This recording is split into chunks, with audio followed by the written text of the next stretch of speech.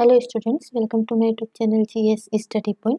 Friends, चलिए जो CGPSC ACF की क्लास चल रही है उसको कंटिन्यू करते हैं, जिसमें आज हम जो है रेट ऑफ केमिकल रिएक्शन को देखेंगे। इससे पहले जो है केमिकल रिएक्शन के बेसिक कॉन्सेप्ट वीडियो अपलोड कर दिया गया है। अगर आपने उस वीडियो को नहीं देखा है तो आप चैनल की प्लेलिस्ट पे जाइएगा और वहाँ पे जो है सीजीपीएससी एसीएफ नाम से जो है एक प्लेलिस्ट बना है, वहाँ से जो है आपको वीडियो देख सकते हैं। तो चलिए कंटिन्यू करते हैं। पिछले वीडियो में हमने केमिकल रिएक्शन देखा था और आज हम जो है रेट ऑफ केमिकल रिएक्शन देखेंगे। रेट ऑफ केमिकल रिएक्शन में जो रासायनिक अभिक्रिया की गति है या इसी को कहते हैं वेग, ठीक है। तो जिसके अंतर्गत जो है रेट ऑफ केमिकल रिएक्शन को पढ़ा जाता है या इसकी स्टडी होती है, तो इसकी स्टडी को कहते हैं हम केमिकल काइनेटिक्स या रासायनिक बल गतिकी। क्लियर है? रासायनिक अभिक्रिया के वेग या रेट ऑफ केमिकल रिएक्शन की जो की स्टडी जिससे करते हैं उस प्रोसेस क्या है उसे बोला जाता है रासायनिक बल गतिकी। ठीक है। अब देखते हैं कि ये गति या जो है रेट ऑफ केमिकल रिएक्शन होता क्या है। तो देखिए, एक साइड होता है आपका रिएक्टेंट और इधर होता है आपका प्रोडक्ट। ठीक है। तो रिएक्टेंट को जब प्रोडक्ट बनने में जितना टाइम लेता है, मतलब रिएक्टेंट प्रोडक्ट बनने में जितना टाइम ले रहा है उसी को कहा जाता है रेट ऑफ केमिकल रिएक्शन या रासायनिक अभिक्रिया का वेग या रासायनिक अभिक्रिया की गति या रासायनिक अभिक्रिया की दर भी इसको कहते हैं। इतना क्लियर है? अब देखिए, इसको आगे पढ़ने से पहले बहुत से ऐसे टर्म आएंगे, तो सबसे मेन टर्म आपको याद रखना है कॉन्सेंट्रेशन। ये जो लिखा है कॉन्सेंट्रेशन या सांद्रता, एक बार इसको समझ लीजिए सिंपल लैंग्वेज में कि एक्चुअली सांद्रता होती क्या है। तो मान ली आप एक बर्तन लेंगे, ठीक है। बर्तन में आपने मान लो 1 लीटर पानी लिया है, पानी लिया। अब इसमें हम जो है नमक या फिर चीनी को हम जो है इस बर्तन में पानी में जो है डाल देते हैं, ठीक है। तो ये जितने मॉलिक्यूल हैं, ठीक है, तो इस मॉलिक्यूल की जो संख्या होती है उसको कहा जाता है कॉन्सेंट्रेशन। मतलब 1 लीटर पानी में या पानी को हम यहाँ पे बोलेंगे जिसके अंदर हम जा रहे हैं वो है सॉल्वेंट, ठीक है। क्या है? सॉल्वेंट मतलब विलायक। और जो ये घोल रहा है नमक या चीनी अगर आपने लिया है तो इसको बोला जाता है विले, सॉल्यूशन, ठीक है। तो इसमें इसको जो 1 लीटर पानी में या सॉल्वेंट या विलायक में जितने ग्राम मॉलिक्यूल है, क्योंकि इसको जो है ग्राम में मेजर करते हैं मॉलिक्यूल, तो जित ग्राम मॉलिक्यूल की जितनी संख्या है उसको बोला जाता है सांद्रता या कॉन्सेंट्रेशन। क्लियर हो गया होगा? तो चलिए आगे बढ़ते हैं। देखिए, इसको आप थोड़े लिखेंगे कैसे, या अगर आपके में क्वेश्चन आए तो आपको बताना क्या है। तो इसको आप लिखेंगे the number of gram molecule, ठीक है, of gram molecule in a 1 litre of solvent defines concentration. मतलब किसी 1 लीटर के विलायक में ग्राम अणुओं की, या इसको हम बोल सकते हैं मोल, ठीक है, मोल की संख्या को क्या कहते हैं? सांद्रता कहते हैं। क्लियर है? अब इसकी यूनिट क्या होगी या इसको नापेंगे जैसे जैसे एक मोल है, मतलब ये क्या है? अणु है, ठीक है, अणु है, ग्राम अणु। जो जो हमने अभी एग्जांपल लिया था चीनी या नमक, और उसको हमने किस में मिलाया है? तो 1 लीटर वाटर में, ठीक है। तो इसको हम जो है इस तरह से डिफाइन कर सकते हैं और इसकी यूनिट जो बनेगी वो बनेगी मोल पर लीटर। अभी लीटर है तो हम इसको इस तरह से भी लिखते हैं मोल पर लीटर, ठीक है। तो ये होती है क्या? कॉन्सेंट्रेशन या सांद्रता की यूनिट। आगे देखते हैं। तो देखिए, एक ग्राफ के माध्यम से समझते हैं।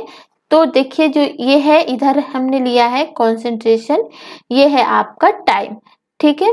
तो एक एग्जांपल से आप समझिए, मान लो ए और बी है और ये है सी और डी, ये है रिएक्टेंट और ये है क्या? प्रोडक्ट, ठीक है, ये है प्रोडक्ट।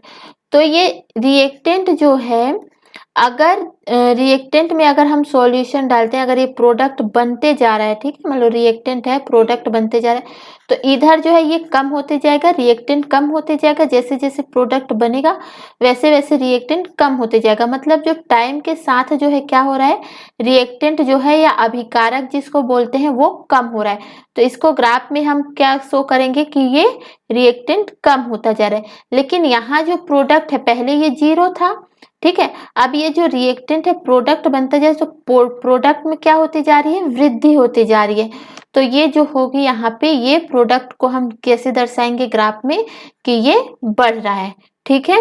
तो टाइम के साथ साथ जो है अगर कॉन्सेंट्रेशन के इस तरह से ग्राफ लेते हैं तो रिएक्टेंट जो है क्या होते जाता है, कम होते जाता है, और प्रोडक्ट जो है क्या हो रहा है, बढ़ते जा रहा है।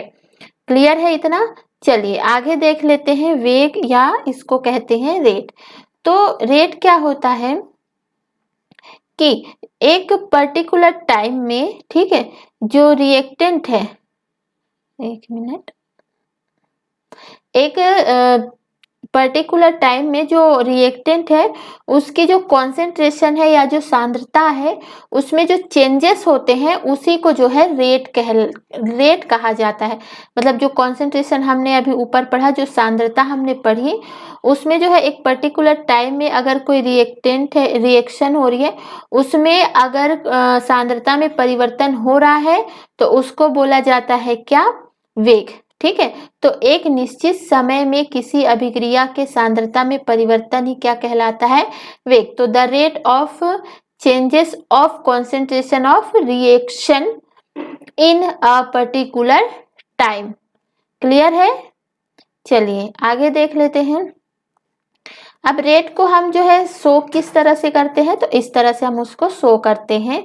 ये है रेट और ये है जो है सांद्रता में परिवर्तन, मतलब change in concentration divided by क्या, टाइम, क्योंकि ये टाइम के साथ जो है परिवर्तित हो रहा है, इस तरह हम जो है इसको शो कर सकते। टाइम के साथ जो है सांद्रता में क्या हो रहे हैं, चेंजेस आ रहे हैं।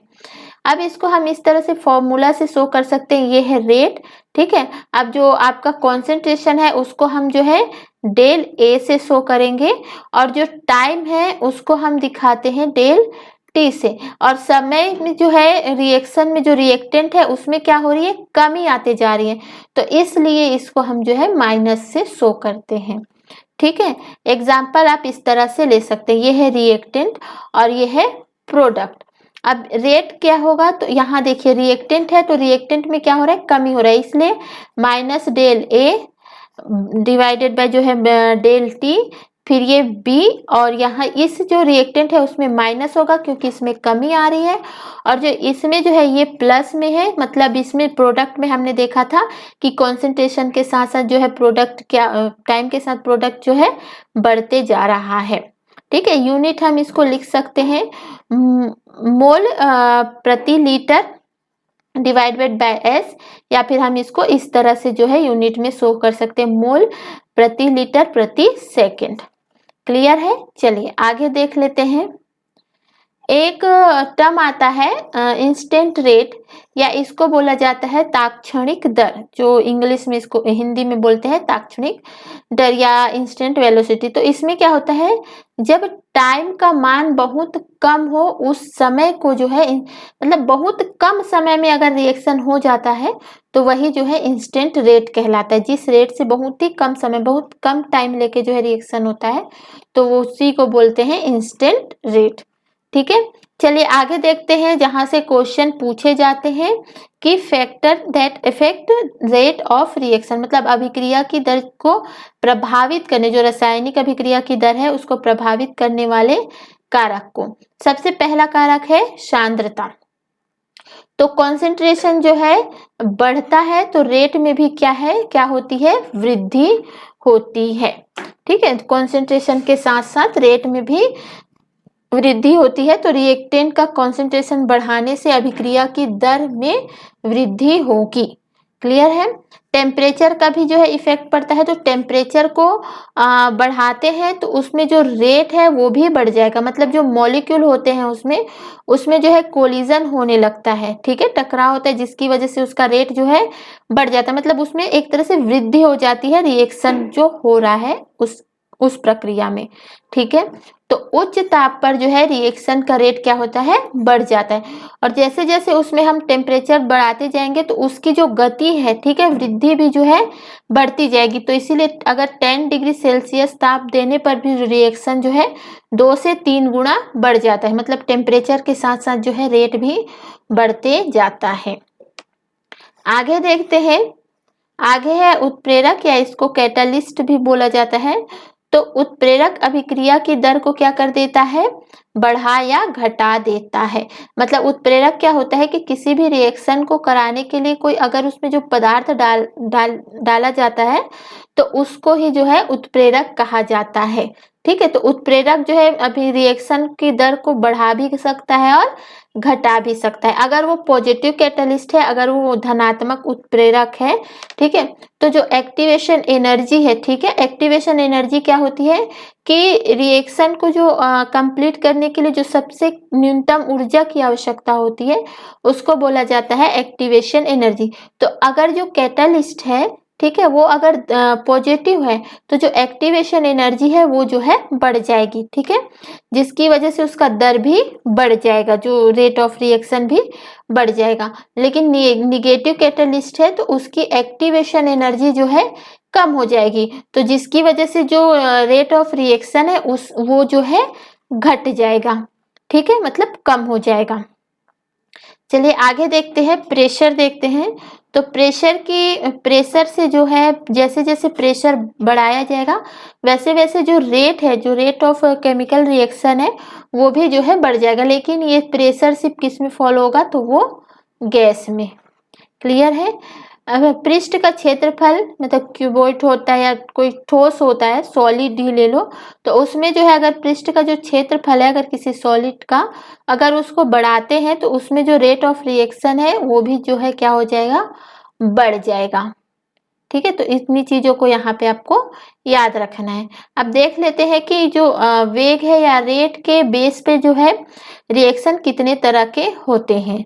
तो देखिए जो आपके सिलेबस में दिया गया है फास्ट रिएक्शन और स्लो रिएक्शन, तो उसी को हम यहाँ पे देखते हैं।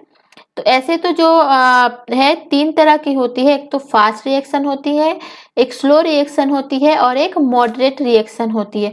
तो इसको जो है एग्जाम्पल के साथ समझ लेते हैं, क्योंकि इससे यहाँ से जो है आपके एग्जाम में क्वेश्चन बनते हैं।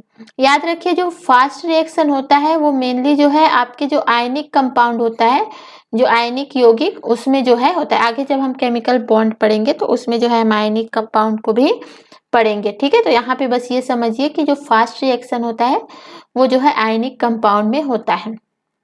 ये जो रिएक्शन है, ठीक है, वो मतलब रिएक्शन करने में जो है इसमें जो है बहुत ही कम समय लगता है, कम से कम जो है सेकेंड या 1 मिनट के अंदर जो है ये रिएक्शन हो जाता है, या इसको कन्वर्जन रेट जो है इसका होता है 10⁻⁻6 सेकेंड जो है इसका जो है कन्वर्जन रेट है। मतलब इसको रिएक्टेंट से प्रोडक्ट बनने में कम से कम इतना सेकेंड जो है लगता है। जैसे कि फास्ट रिएक्शन के अंतर्गत क्या आता है, तो कॉम्बुशन ऑफ एलपीजी, मतलब हम जो गैस जो घरों में जो यूज करते हैं, ठीक है, जब उस लाइटर से जब हम उस गैस जलाते हैं तो वो जो है किसके अंतर कौन सा रिएक्शन होता है उसमें, तो वो होता है फास्ट रिएक्शन, ठीक है। तो एसिड बेस जो रिएक्शन होता है, एसिड बेस जो रिएक्ट करके जो सॉल्ट बनाता है, ठीक है, ये भी जो है फास्ट रिएक्शन के अंतर्गत आता है। जैसे एसिड, आगे जब एसिड बेस पढ़ेंगे तो इसको और डिटेल में पढ़ेंगे। तो जो एसिड होता है उसमें H होता है, आपको पता होगा, और जो बेस होता है उसमें OH होता है, ठीक है। तो जैसे एसिड है HCl और यहाँ है सोडियम हाइड्रोक्साइड NaOH, ठीक है। तो ये जो है मिल के क्या बनाया, सॉल्ट बनाया। तो ये जो है कौन से रिएक्शन के अंतर्गत आता है, तो ये जो है आपके फास्ट रिएक्शन के अंतर्गत आता है। तो इसको आपको याद रखना है। आगे चलिए देख लेते हैं स्लो रिएक्शन। तो ये रिएक्शन जो है बहुत धीमी गति से होता है, कम से कम ये जो है एक दिन में भी हो सकता है, एक मंथ में भी हो सकता है या एक साल भी ले सकता है ये रिएक्शन पूरा होने में। क्लियर है? तो जैसे कि एग्जाम्पल के लिए हम देख सकते हैं जो रस्टिंग ऑफ आयरन है, जो आयरन में जो लोहे में जो जंग लग जाती है वो जो है स्लो रिएक्शन के अंतर्गत पड़ते हैं। ठीक है, इसमें क्या होता है, आयरन होता है, आयरन जो अगर बाहर रखा होता है तो उसमें बाहर से जो नमी आती है, जैसे H2O है, नमी के रूप में जो है इस पे, और ऑक्सीजन जो होती है वो जो है इसके साथ रिएक्ट करती है। ठीक है, और ये जो है आयरन ऑक्साइड बना लेती है, जिसको ही कहा जाता है क्या, रस्ट, और वाटर जो है यहाँ से अलग हो जाता है। और यहाँ पे एक क्वेश्चन और बनता है कि जो आयरन में अगर जंग लग जाती है, ठीक है, आयरन में अगर रस्टिंग हो जाती है तो उसका जो वेट है उस पर क्या प्रभाव पड़ता है। तो आयरन का जो वहाँ पे भार है वो जो है बढ़ जाता है। याद रखिएगा, आयरन में अगर जंग लगने से जो लोहे का जो भार है उसमें वृद्धि हो जाती है। जो क्लाउड फॉर्मेशन है वो भी जो है स्लो रिएक्शन के अंतर्गत आता है। क्लियर है? मॉडरेट रिएक्शन देख लेते हैं, जो मध्यम रासायनिक अभिक्रिया है। इसमें ना तो नहीं ज्यादा टाइम लगता है, नहीं बहुत कम समय लगता है, नहीं ज्यादा समय लगता है। मतलब जो नॉर्मल रूम टेम्परेचर पे जो है रिएक्शन होता है वो जो है मॉडरेट रिएक्शन के अंतर्गत आता है। इसमें कम से कम जो है 10 की पावर -3 से अधिक जो है सेकेंड से अधिक जो है इसमें टाइम लग सकता है। और इसमें याद रखिएगा नॉर्मल रूम टेम्परेचर पे भी हो जाता है ये रिएक्शन। ठीक है, जैसे एग्जांपल हाइड्रोजन पेरोक्साइड जो है, ये जो है किसमें, वाटर में और ऑक्सीजन में टूट जाता है, तो ये जो है एक तरह का क्या है, मॉडरेट रिएक्शन है। इसके अंतर्गत जो हमने पहले पढ़ा था ऑक्सीडेशन में, रेडॉक्स अभिक्रिया में ऑक्सीडेशन और रिडक्शन, ये भी जो है किसके अंतर्गत आता है, तो मॉडरेट रिएक्शन के अंतर्गत आता है। ठीक है, तो ये रहा आज का वीडियो। और वीडियो अगर पसंद आता है तो इसको लाइक ज़रूर कर दीजिएगा। तो थैंक यू फॉर वॉचिंग।